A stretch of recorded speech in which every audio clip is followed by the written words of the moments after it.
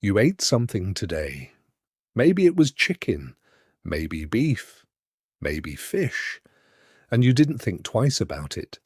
But here's something strange.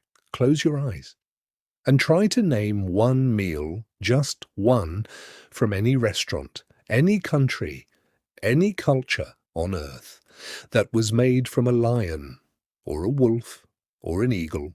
You can't. Nobody can. And that's not an accident.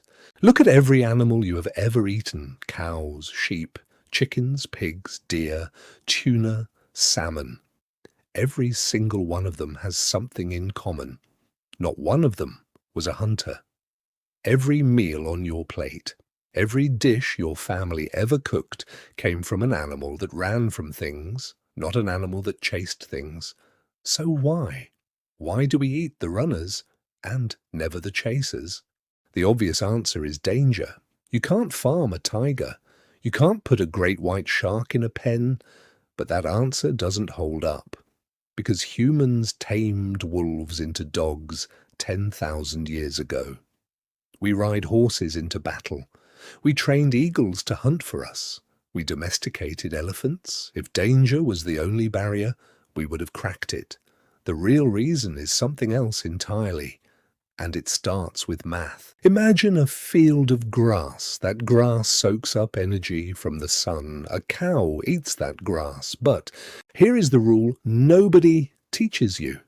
Every time energy moves up one step in the food chain, about 90% of it disappears, gone, burned off as heat, lost in movement, wasted in digestion. So 100 pounds of grass becomes 10 pounds of cow. That is already a loss. Now watch what happens when you add a predator.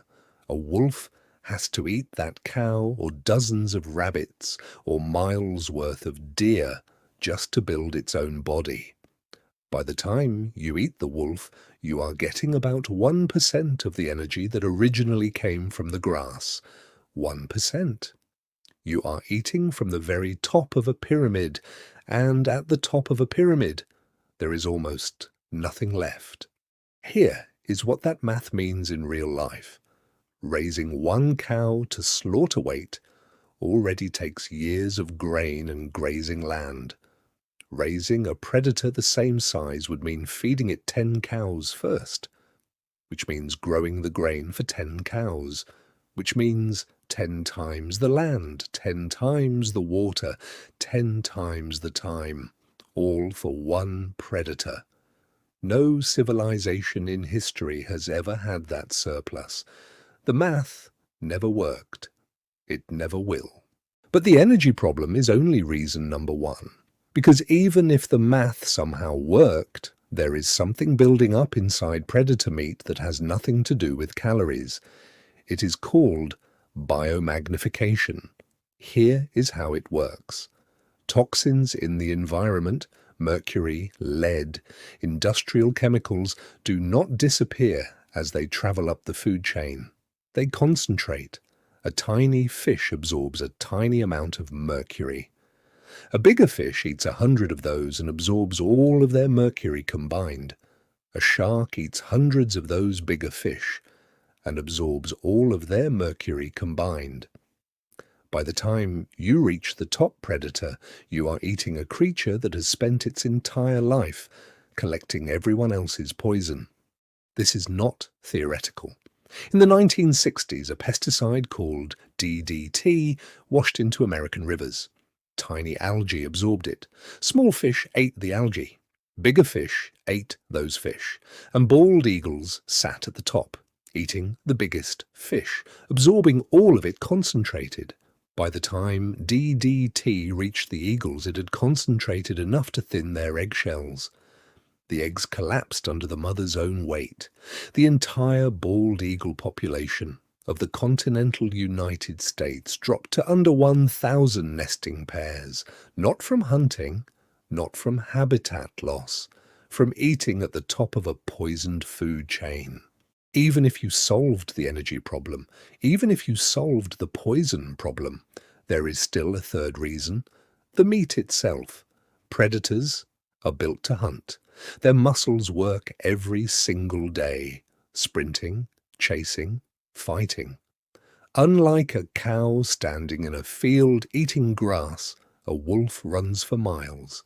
Its muscles are dense, loaded with lactic acid, full of metabolic byproducts from a lifetime of intense movement.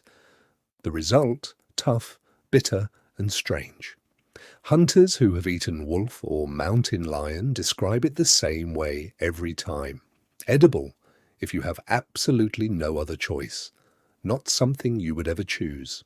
Here is where it gets personal, because this is not just about ancient tribes making smart decisions.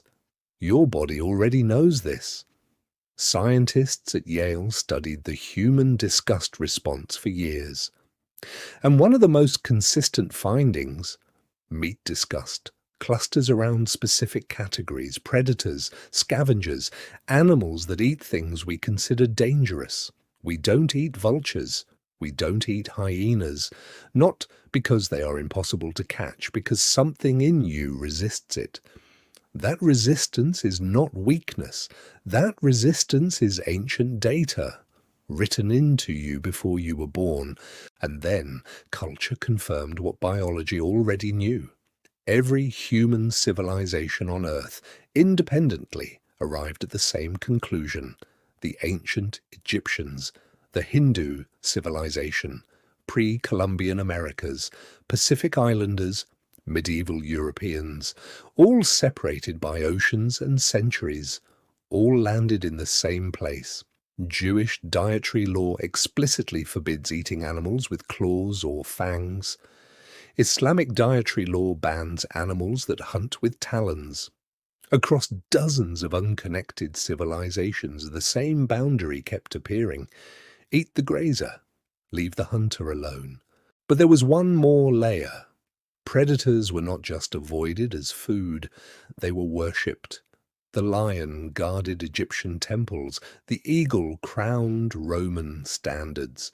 The wolf founded Rome in its own mythology. The bear appeared on shields of kings. Across dozens of civilizations, the animals at the top of the food chain kept showing up as gods, symbols, and sacred creatures. It is very hard to serve dinner from an animal you have built a religion around. Now, here is the part that makes this personal. Because right now, in 2025, something quietly strange is happening to your food chain. Farmed salmon that should be low on the food chain are now fed pellets made from other fish. Some chicken feed contains fish meal. In some operations, cattle have been fed rendered animal protein.